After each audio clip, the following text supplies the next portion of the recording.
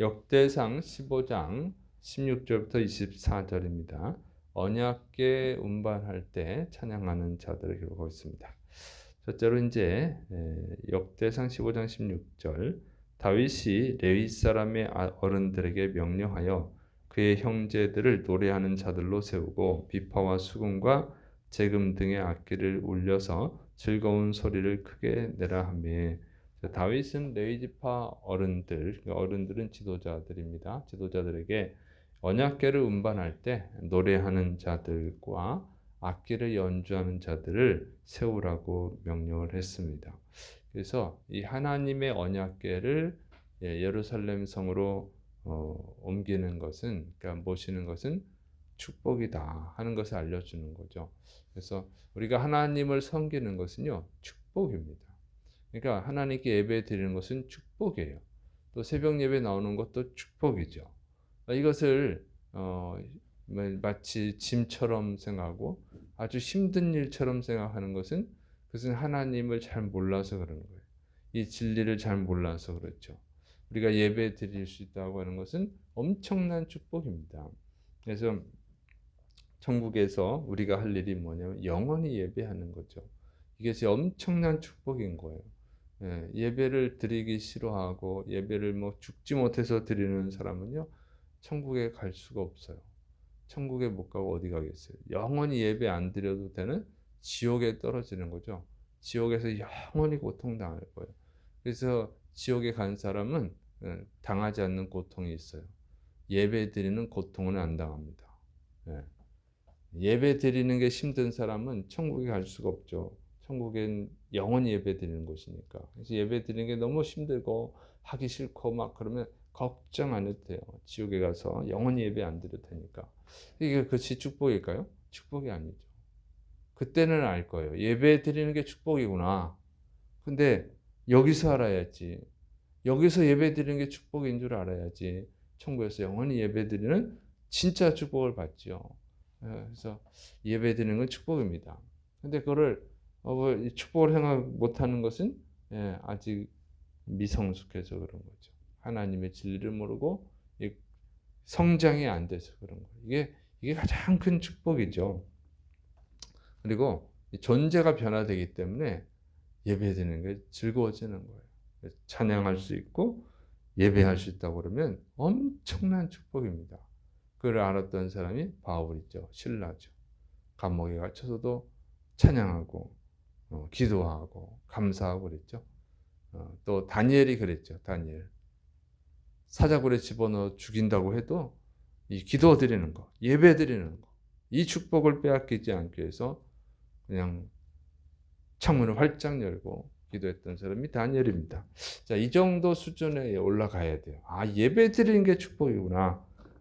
그런 자가 다윗처럼 하나님께 복을 받고 쓰임 받는 줄을 믿으시 바랍니다.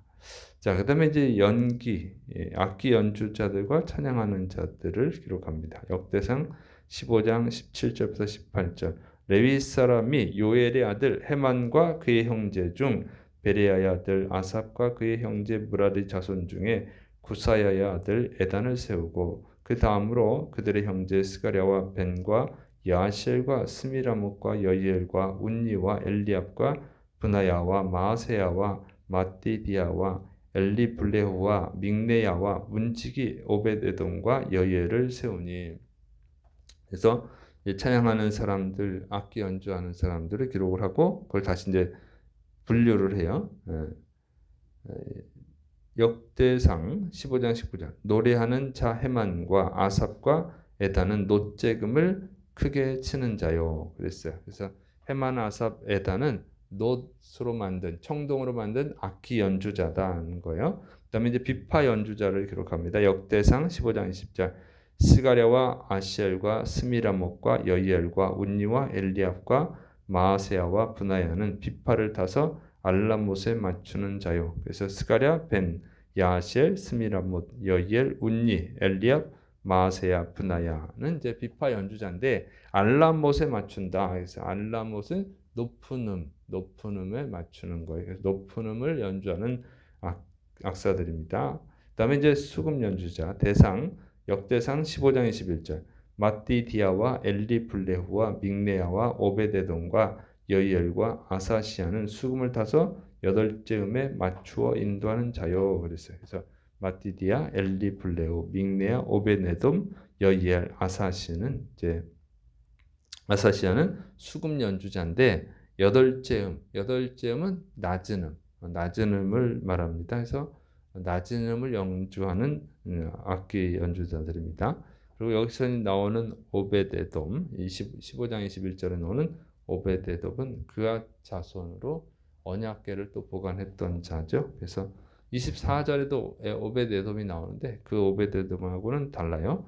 그 24절에 나오는 오베데돔은 무라리 자손으로 이제 동명이인이죠.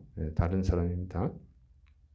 그다음에 이제 노래 인도자 역대상 15장 20절 레위 사람의 지도자 그나냐는 노래에 익숙함으로 노래를 인도하는 자요 그랬어요. 그래서 이 찬양을 잘하는 사람입니다. 그래서 찬양을 부르고 또 찬양을 가르치는 거죠. 그래서 따라 부르게 하고 이런 일을 하는 사람입니다. 그다음에 이제 문 지키는 자, 문지기들 합니다. 역대상 15장 23절 24절 베레가와 엘가나는 궤 앞에서 문을 지키는 자요. 제사장 스바냐와 요사밧과 느다넬과 아미세와 스가랴와 분하야와 엘리에셀은 하나님의 궤 앞에서 나팔을 부는 자요. 오베데돔과 여이야는 궤 앞에서 문을 지키는 자이더라. 그래서 23절에 24절에 이렇게 궤 앞에서 문 지키는 자다. 무슨 얘기냐면 언약궤로 접근하지 못하게 하는 일을 하는 거예요. 그래서 베레아가 엘가나가 이제 앞에서 오베데돔과 여이야는 궤 뒤에서 아마 그렇게 했을 것으로 보여. 그 앞뒤에서 이제 2명씩 지키는 거죠. 언약궤에 다가오지 못하게. 왜냐하면 우사가 언약궤를 만졌다가 죽었죠.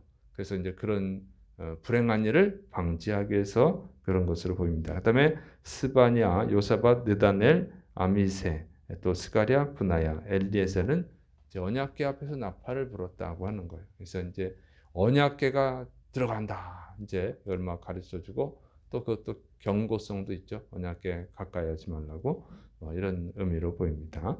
자, 그래서 언약궤를 운반하는데 굉장히 많은 이제 악기 연주자들이 동원이 되고 또 찬양하는 자들을 세웠다고 하는 것입니다. 그래서 이 언약궤를 어깨에 메고 가는데 막 찬양하고 나팔을 불고 노래를 하고 막 하는 거예요. 그래서 뭐 축복이다 축복이 막 들어간다 막 이런 식으로 그다음에 거룩하신 하나님이 들어간다 뭐 이런 여러 가지 의미가 있죠. 그래서 이렇게 행사를 했는데 이걸 보면 참 대단하다 하는 것을 알 수가 있어요. 이제 많은 제사장들, 많은 레인들을 동원하고 또 파티별로 나눠가지고 각자 체계적으로 일을 하게 하잖아요.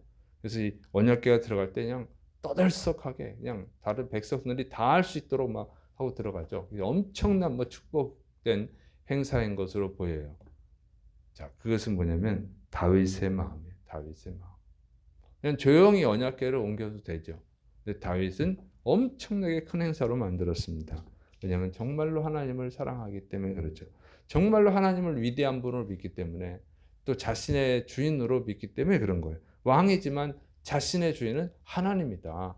온 이스라엘의 진짜 주인은 하나님이다. 이걸 가르쳐 주는 거예요. 그러니까 어떤 행사를 하는 때 보면 그거에 대한 그 행사에 대한 중요성, 그 행사에 대한 마음은요. 규모를 보면 알 수 있죠.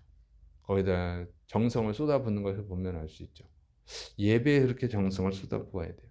제가 어렸을 때 보면은 참 웃긴 게 있어요. 초등학교 때 우리 교회 이제 제가 다니던 교회 주일날만 되면 거의 대부분 저 남자 성도님들이 양복을 입어요. 근데 양복 입고 일하는 분이 별로 없어요. 우리 동네가 시골 동네이기 때문에 부자들이 사는 동네가 아니기 때문에 양복 입고 일하는 사람이 회사원이 별로 없어요. 그때는 회사원 되면 엄청나게 대단해 보였는데 다 그냥 이 거친 일 하는 사람들이죠.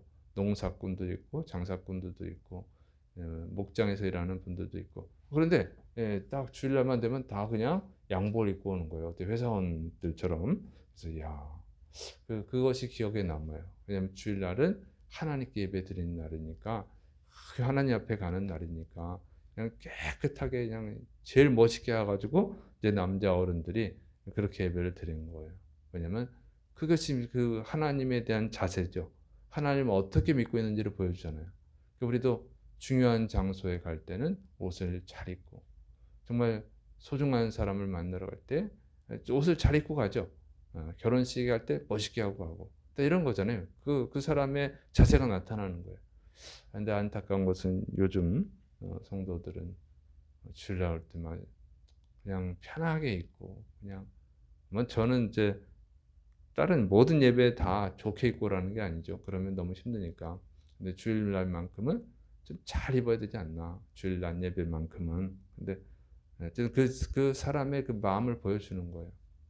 그냥 편하게 입고 막 슬리퍼 그냥 끌고 오고, 그냥 집에서 잠자던 옷 입고 오고, 이런 식으로 하면은 그분에 대한 믿음이, 그러니까 하나님에 대한 그 사람의 믿음인 거예요, 그게.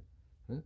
네, 그걸 보여준다고. 그러니까 현대 교회 성도들은 너무 편하게 하다 보니까 이제 하나님에 대한 자세가 안 좋아요. 그것은 그만큼 하나님을 사실 소중하게 여기지 않는다는 것을 보여주죠. 주일날 바쁜데요. 그래도 주일날 결혼식 갈 때는 이쁘게 입고 갈 거예요. 그런 것은 참 중요하다. 그래서 다윗이 이렇게 엄청나게 행사를 하는 것은 그가 정말 하나님을 위대한 분으로 믿기 때문에 그렇죠. 그리고 하나님께 예배드리는 것이 진짜 축복이다. 이제 언약궤를 모시고 우리가 하나님을 예배할 수 있다. 이런 엄청나게 다윗은 흥분되었고 감격하고 있습니다. 그것이 이렇게 보여주는 거예요. 여러분의 옷차림, 여러분의 행동이, 여러분이 예배에 참석하는 모습이, 여러분이 예배에 참석하는 기대감이 바로 하나님에 대한 믿음이 드러나고 있는 겁니다. 정말 하나님을 기쁘시게 하는 그런 믿음의 사람들이 되시기를 축원합니다. 기도하겠습니다. 사랑이 많으신 하나님 아버지, 우리에게 하나님을 사랑하고 하나님을 정말로 왕으로 믿고 또 독생자를 보내주신 그 은혜에 감사는 그런 믿음으로, 그런 자세로 주 앞에 나올 수 있도록 우리의 믿음을 더하여 주옵소서. 예수님의 이름으로 감사하며 기도드립니다. 아멘.